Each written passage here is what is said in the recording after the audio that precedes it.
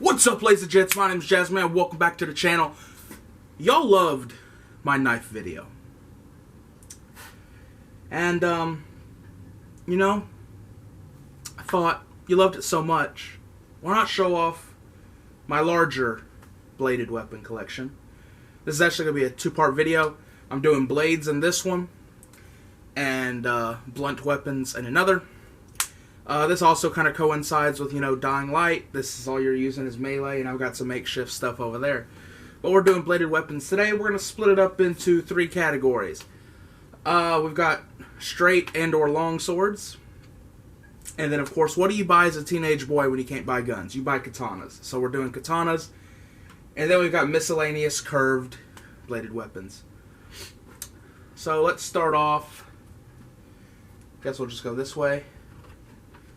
Some of these are nothing special, but, you know, we've got just the regular little short, straight-bladed black thing made by Timberwolf. And yeah, it's a comfortable little thing. Sits in the closet for pretty much ever, because I don't use it. It's like I play with guns now, but, you know, they're nice to have. No real reason I bought that one other than it was cheap. Same with this one.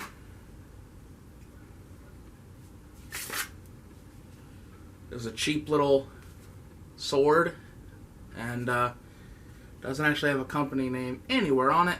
So yeah, really no name brand. It was cheap, it was nice, and you know, I was a teenager. I liked it.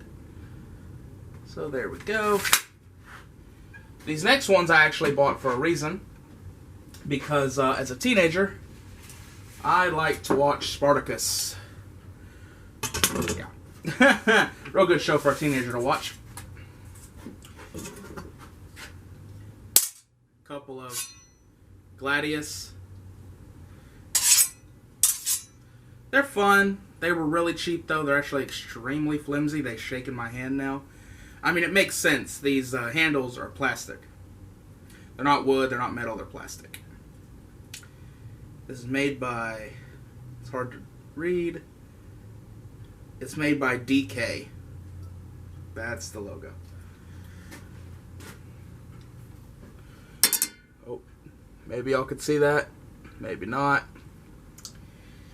Either way, that's them. Let me get them put back away. This next one, by far my favorite sword out of this entire collection, the only one I actually keep displayed, and y'all have actually seen it before. That would be Longclaw. Game of Thrones. Boy, is she dirty.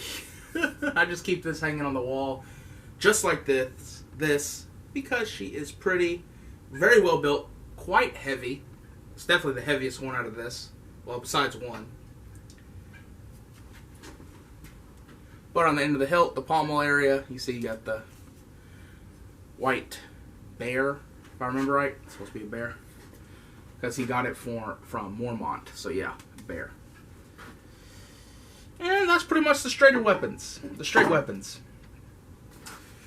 Let's get on the katanas.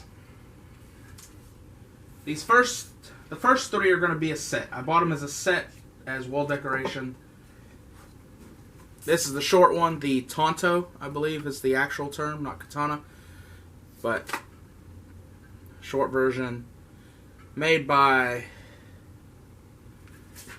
Tomahawk. And all three of these, they're extremely nice. I used to use them for display. I no longer do. This is the medium one. And these are actually really well built. These are best built katanas that I have. These are also the most expensive ones that I have.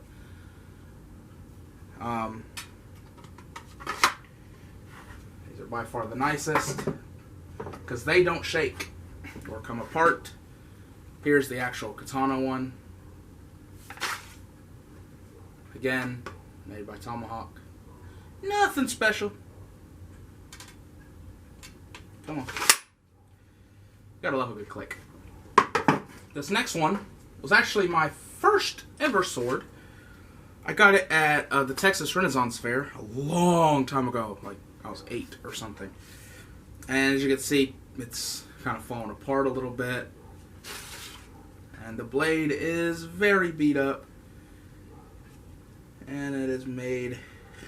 all it says is China, which is, yeah. But the blade's rusted out. I don't want to hit anything. I got hooks and shit up here. But yeah.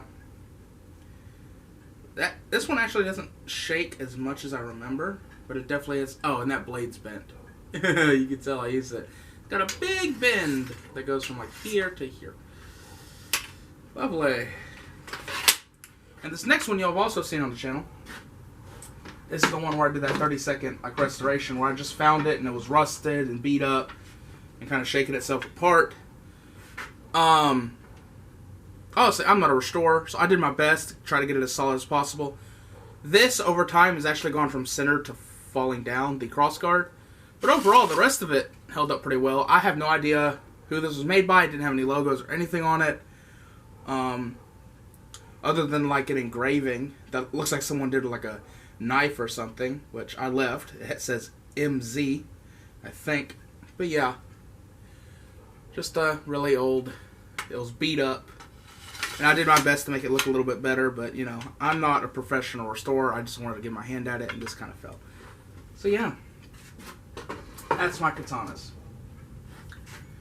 Now we're going to get into miscellaneous.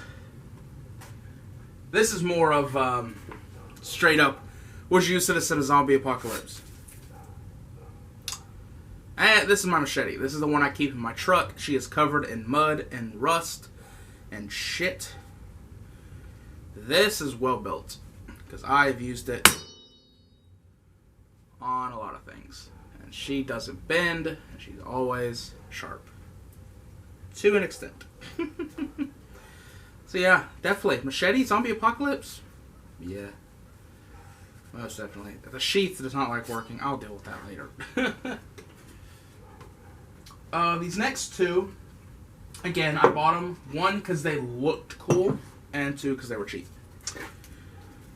Nothing special about them as far as anything. Yeah. It's cheap, though. Like, the blade's already bent because I've used it. Not a lot of rust on it. It's made by Fortuned. And, yeah. I mean, it feels good in the hand. It's just... It's made from some cheap shit. I wouldn't actually trust to use this as a multi-use weapon. You might get one good whack out of it before it just shatters on zombie skull. Same thing with this one. Zipper was stuck. It's bent. It looks badass. Made by DK. Which one of these was made by DK? I think it was the red one. Forget. Donkey Kong made this one too.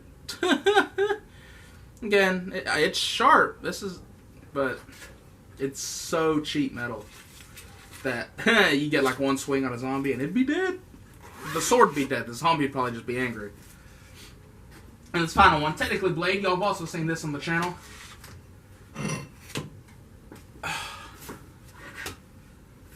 My axe. Again. I keep this in my truck. And, she's rusty, she's dirty, she's beaten up.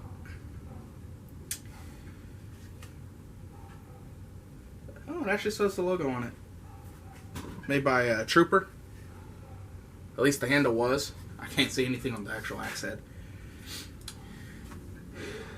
I'm gonna be honest, this and the machete are the only ones I'd consider out of my entire collection to actually use in a zombie apocalypse, because they're the only ones that are actually built to be used.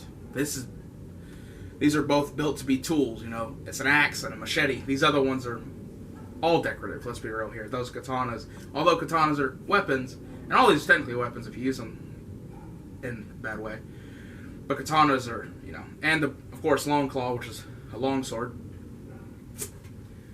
But none of these are the quality of an actual like weapon besides these two.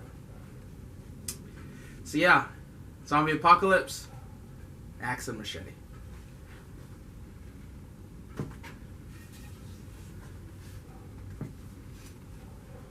Guess we can give you a quick overview of all these.